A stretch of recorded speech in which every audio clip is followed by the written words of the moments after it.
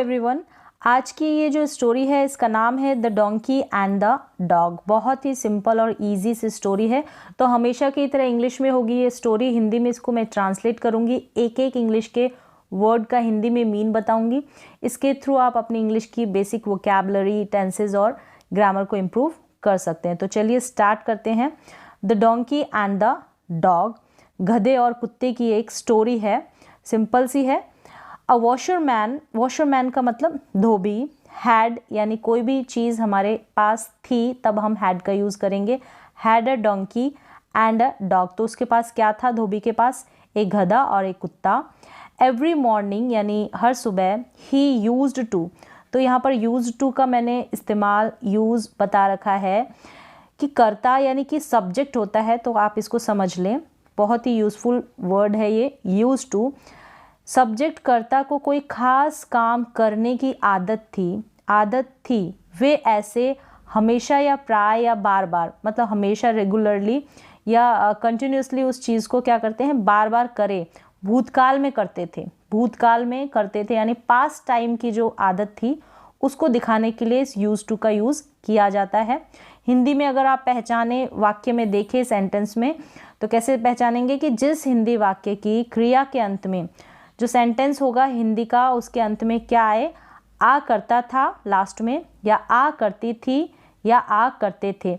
ये इसका यूज़ है यूज्ड टू का।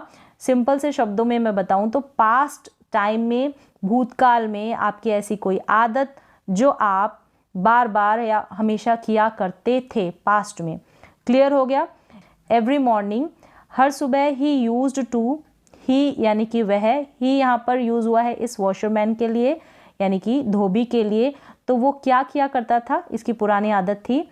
गो टू द रिवर, जाया करता था। कहाँ पर? रिवर, नदी पर। टू वॉश क्लोथ्स, क्या करने? कपड़ों को धोने। टू वॉश मतलब धोना, कपड़ों को धोने जाया करता था। तो ये उसकी एक आदत थी। यूज टू का यूज़ हुआ है। द डंकी यूज्ड टू, अब यहाँ पर ये जो डोंकी है इसकी भी यूज्ड टू यानी कोई आदत बताई गई है पास्ट। कैरी यानी ढोना या ले जाना। द लोड ऑफ क्लोथ्स, जो भार था, लोड का मतलब है भार, किसका? कपड़ों का, तो वो ले जाया करता था, कैरी करता था। ये उस डोंकी की आदत थी, यानी बार बार रोजाना ऐसा किया करता था। He used to live in shed, he मतलब यहाँ पर इस डोंकी की बात की जा रही है। He used to live in a shed outside the master's house. Masters यानी जो उसका मालिक था, उसके घर के बाहर जो शेड होता था उसमें रहा करता था। लिव यानी रहना होता है। शेड का मतलब है छप्पर में रहा करता था। एंड, तो यहाँ पर यूज टू, ये भी पास्ट की बात हो रही है। पास्ट की हैबिट, पास्ट की जो आदत है उसके बारे में बताया जा रहा है, मतलब ऐसा रूटीन में हम जो किया करते थे पास्ट टाइम में। And the dog use to, यहाँ पर डॉग की बात की जा रही है कि जो डॉग है, कुत्ता, यूज टू स्टे यानी रहना, रहा करता था। कहाँ? इनसाइड यानी अंदर। द हाउस यानी घर के अंदर वो रहा करता था, इनसाइड, है ना। द होल डे लॉन्ग का मतलब है पूरा दिन या दिन भर। पूरे दिन वो कहाँ रहा करता था? जो मालिक का घर था उसके अंदर, और गधा बाहर जो शेड होता, छप्पर, उसमें रहा करता था। इन द इवनिंग यानी कि शाम में, the dog used to feel happy. अब यहाँ पर भी ये भी उसकी आदत है, फील हैप्पी, खुश हुआ करता था। टू सी, देखकर, हिज मास्टर, जो अपना मालिक था उसको देखकर, हिज यानी जो उसका अपना मालिक था उसको देखकर वो क्या करता था? खुश हुआ करता था शाम को।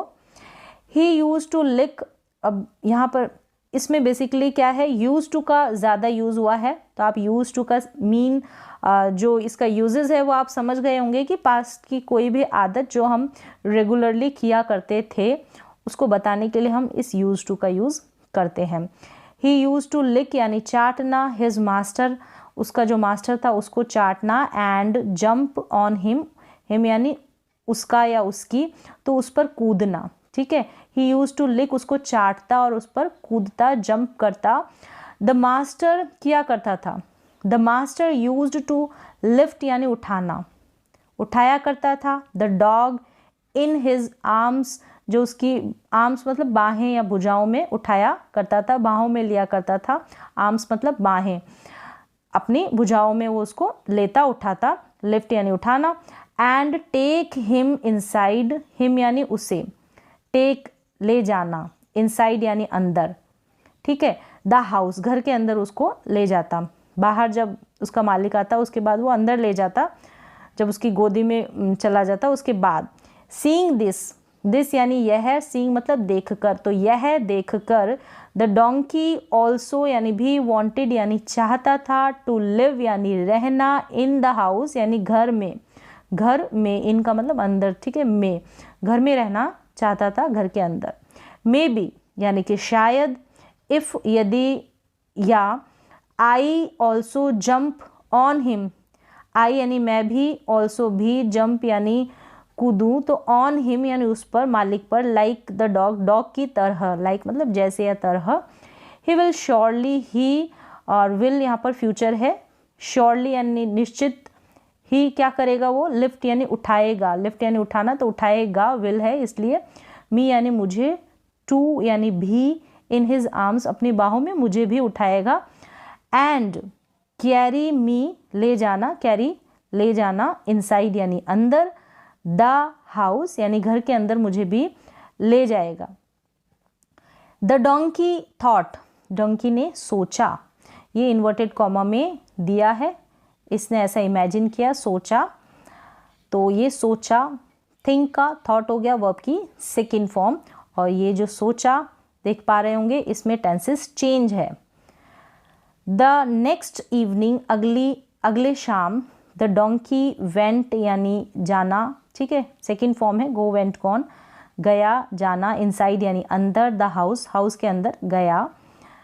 ही जम्प्ड ऑन हिज मास्टर, कूदा अपने मास्टर पर, and begin to lick him, begin शुरू करना, तो शुरू किया, सेकंड फॉर्म है बिगिन की, बिगिन, टू लिक यानी चाटना, हिम यानी उसे, the master did not lift नहीं उठाया उसे, द डंकी, किसको, डंकी को नहीं उठाया, डिड नॉट है नेगेटिव सेंटेंस है, किसका है, सिंपल पास्ट टेंस का, जब नेगेटिव बनाते हैं तो डिड नॉट का यूज़ करते हैं।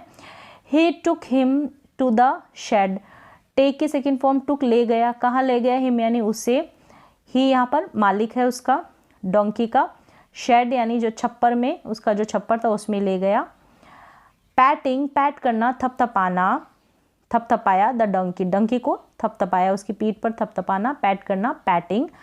द मास्टर सैड, मास्टर ने, सैड कहा, to him, said to him उसे क्या कहा, you are not like the dog, तुम नहीं हो, कैसे नहीं हो, लाइक यानी जैसे, कुत्ते की जैसे नहीं हो, कुत्ते की तरह नहीं हो। यू आर मच यानी बहुत, आर मतलब हो, बिगर तुम बड़े हो, कैसे हो तुम, बिगर हो, बहुत बड़े हो। सो यू कैन नॉट, इसलिए तुम, can not come, can not, can मतलब सकना, तो नहीं, कम यानी आना, तो नहीं आ सकना, कहाँ, इनसाइड यानी अंदर, द हाउस घर के अंदर तुम नहीं आ सकते, तुम बड़े हो। द मास्टर, मास्टर ने, फर्दर यानी आगे, एडेड यानी जोड़ा, कहा। यू आर ऑल्सो हैवी, तुम हो, आर मतलब हो, ऑल्सो भी, हैवी यानी भारी, एंड और, so you must not jump on me, तो तुम क्या हो, हैवी हो, तो तुम्हें मेरे ऊपर जंप यानी कूदना नहीं चाहिए। मस्ट का वैसे हिंदी में मीन है चाहिए या ज़रूरत होना, ठीक है, मस्ट, नॉट है तो ज़रूरत नहीं है, ज़रूरत ना होना, आवश्यकता नहीं है, ये सेंस दे रहा है यहाँ पर। मस्ट का नेसेसिटी होना, आवश्यकता होना, ऐसा करना ही चाहिए, अनिवार्यता होना, तो वहाँ पर मस्ट मॉडल का यूज़ किया जाता है। तो मस्ट नॉट, ऐसा नहीं करना चाहिए तुम्हें, अनिवार्यता है कि तुम कूदो मत, भारी हो इसलिए तुम कूदो मत। आई कैन, मेरे ऊपर मत कूदो। आई कैन लिफ्ट, सकना, ठीक है, कैन एबिलिटी को दर्शाता है। आई कैन लिफ्ट उठाना, द डॉग, मैं उसको उठा सकता हूँ, किसको, डॉग को। But I can not lift you, लेकिन मैं तुमको नहीं उठा सकता, ठीक है। कैन का हम मीन लेंगे सकता, सकती, सकते, और ये किसको, क्षमता को दिखाता है, एबिलिटी, कैपेसिटी, इनको। But I love you as much as I love the dog, as और एज है जितना उतना है इसका मीन, ठीक है। लेकिन मैं तुमसे उतना ही प्यार करता हूँ जितना कि कुत्ते को, जितना कि डॉग को। एज मच एज, जितना उतना, अधिक, ठीक है। यू मस्ट अंडरस्टैंड, तुम्हें, मस्ट बता दिया मैंने यूज़, अनिवार्यता है कि यू मस्ट अंडरस्टैंड, तुम्हें समझना ही चाहिए कि दैट यू आर डिफरेंट, तुम क्या हो, आर हो, डिफरेंट यानी अलग हो तुम। तो यहाँ पर ये कंप्लीट हो जाती है, सिंपल सी स्टोरी है। भले ही मॉरल ना मिले, लेकिन आपको इंग्लिश के स्मॉल स्मॉल वोकैबुलरीज जो सेंटेंसेस है वो ज़रूर आपको इसमें से सीखने को मिलेंगे। अगर आप बिगनर है तो आप इसको थोड़ा और धीरे धीरे पढ़ने की कोशिश कर सकते हैं। यहाँ पर थोड़ा सा मॉरल दे रखा है, वो भी मैं बताती हूँ। We should not try to copy others as we should, हमें शुड नहीं, नॉट नहीं, शुड चाहिए, ट्राई यानी कोशिश करना, टू कॉपी कॉपी करना, किसी की नकल करना, अदर्स यानी दूसरों की नकल नहीं करनी चाहिए। एज क्योंकि ईच वन ऑफ अस मतलब हम में से हर एक, ईच वन मतलब हर एक, ऑफ अस हम में से, इज यानी है, यूनिक है, हमें किसी की नकल नहीं करनी चाहिए। हम में से हर एक अलग है, मीन्स कि किसी यूनिक है, किसी के जैसा न होना। यूनिक का मतलब है किसी के जैसा न होना या सबसे अलग होना, मतलब सब में डिफरेंस है, सब अलग अलग है, एक जैसे नहीं है, सब में अपनी अपनी क्वालिटीज़ होती है। ये कहने का मतलब है किसी की कॉपी नहीं करनी चाहिए।